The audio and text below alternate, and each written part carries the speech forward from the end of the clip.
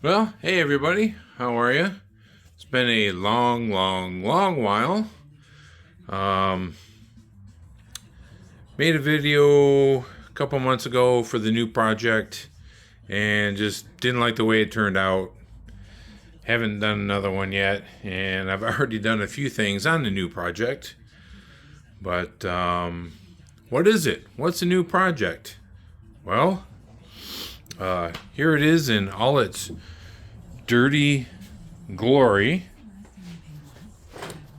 Yes, it's a Corvette. 1974 Corvette.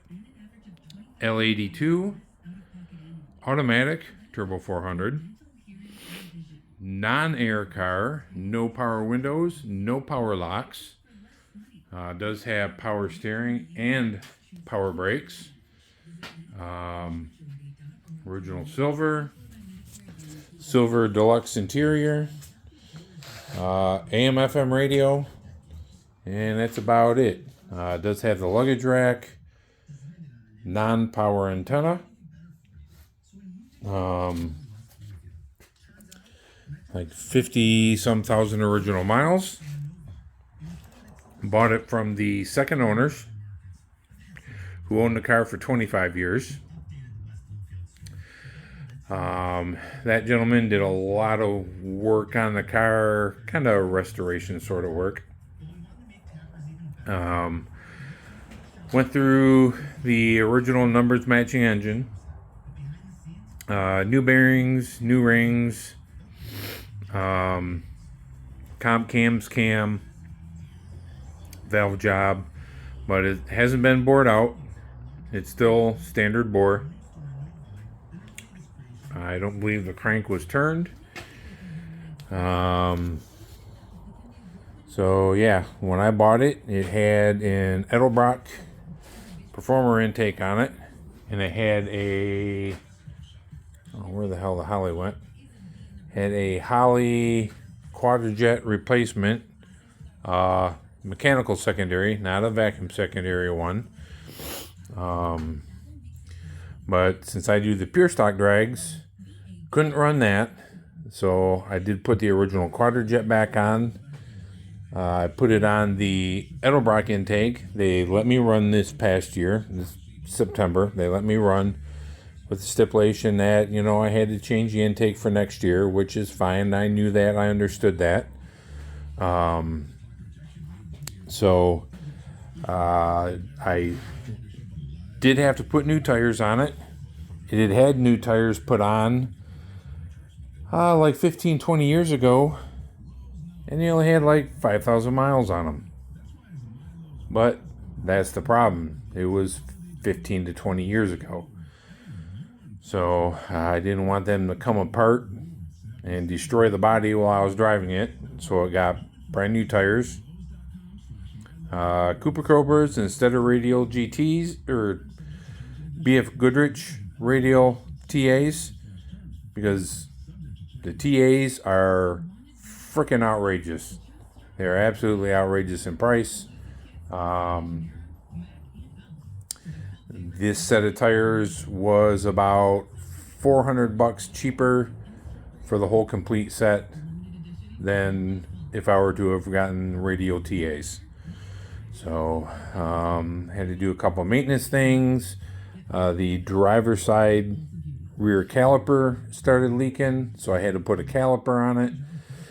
And I put a master cylinder on it because it just didn't feel too good.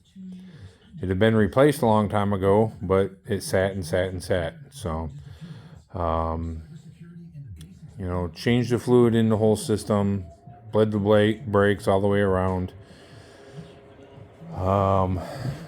So yeah, but I've already been underway with projects on this. I had some things that were just loose, making me crazy. Side view mirror on the passenger side. That was loose. Took things apart, and the mounting base, that was actually loose to the door, so I tightened that up. Problem fixed. The rear view mirror inside the car. The bracket that kind of clamps down the pivot, that was loose. Tightened it up, took care of the rear view mirror issue. Did have mismatched mirrors on it. In 74, they had the narrow but tall mirrors on them. This one had been changed out for some reason to the later style, where it was the mirror head was shorter but wider. And when the passenger side mirror was added on, they had gotten the correct one for 74. So the mirrors kind of mismatched. So I got a reproduction mirror for this side, so those match. While I was messing around with timing and everything, I ended up binding up the cable for the tach, because yes, this is still a tach drive distributor. Well, I bound up the cable and destroyed it, and the tach stopped working, so I had to replace the tach drive cable. Did that. So kind of went through, got it ready for the pure stocks with the quadrajet on it. Ran pretty decent. Ran like 15.0s, and I ran some 14.90s. Not exactly the best. It was faster than quicker than the Torino, but we're working on things for next year. It does have full 2.5-inch exhaust on it, but it's crush bent. So, as I was saying before my camera shut itself off, this winter's project will be a pipes mandrel bent 2.5-inch complete exhaust system. That should pick up a couple tenths from what I've been told by many people, so that would be nice.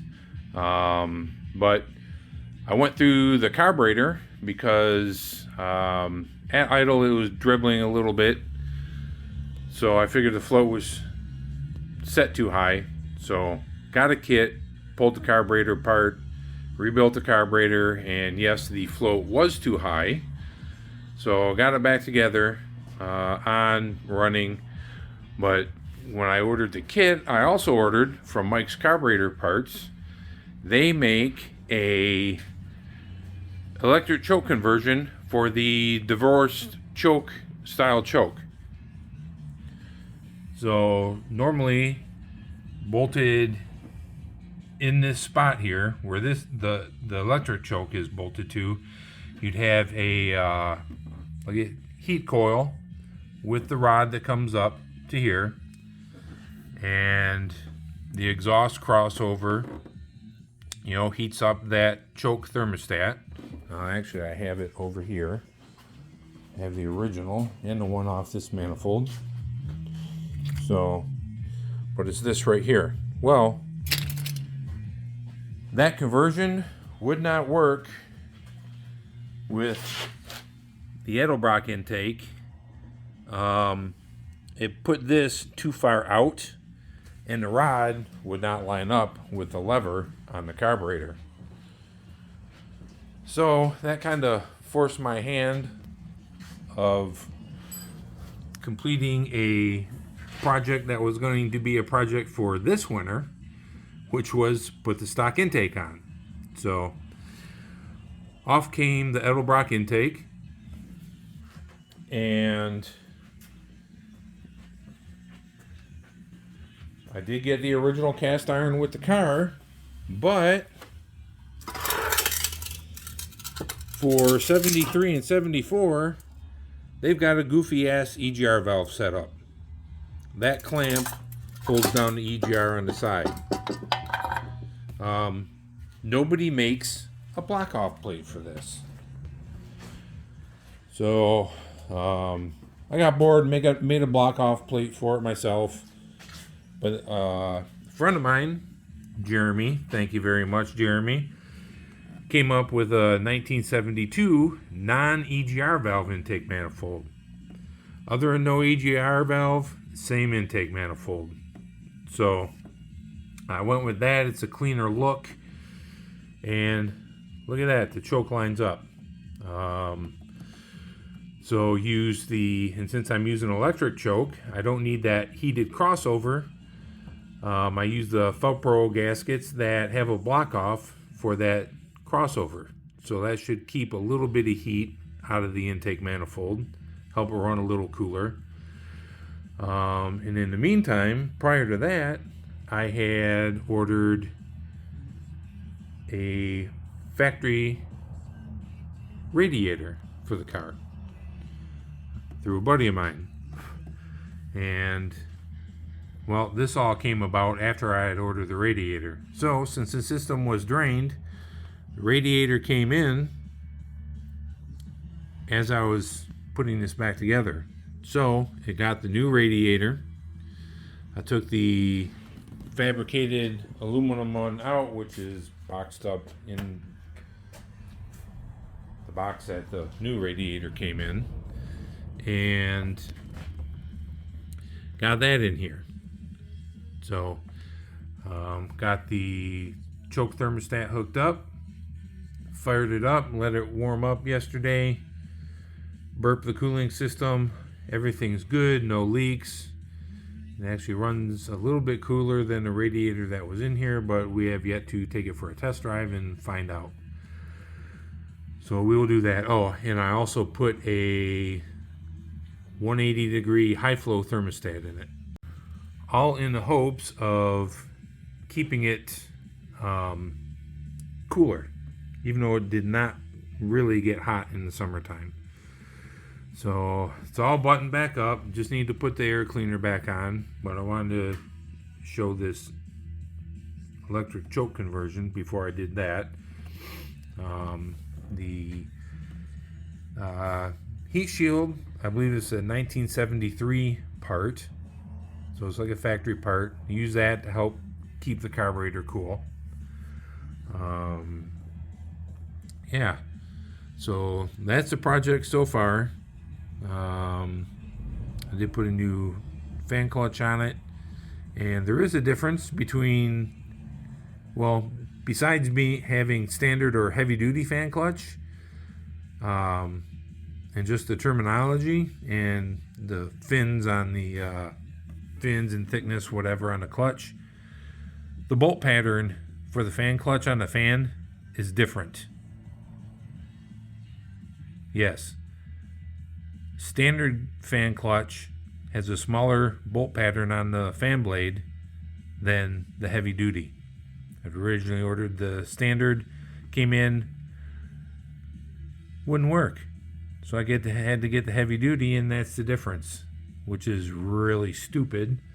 But yeah, thanks GM. Anyways, it's running a Petronix 3 module and coil. I've got a really nice heavy duty MSD cap and rotor on it. Put new AC Delco rapid fire plugs in it. Did that before the pure stocks. So, but anyways, that's the project so far. So, need to get it down off the blocks. And I need a little extra room to get underneath the front end, and to be able to get my head under there and actually see some things.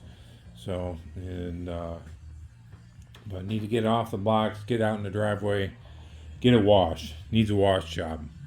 But anyways, thank you everyone. Thanks to all my subscribers, all like 100 of you. I appreciate it. If you've hung on through the my long break, I appreciate it. So give me a thumbs up, thumbs down, give your comments, your feedback.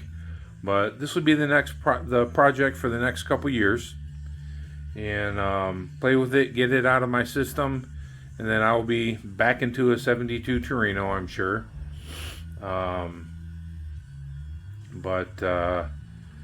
Yeah, and I'll be doing some videos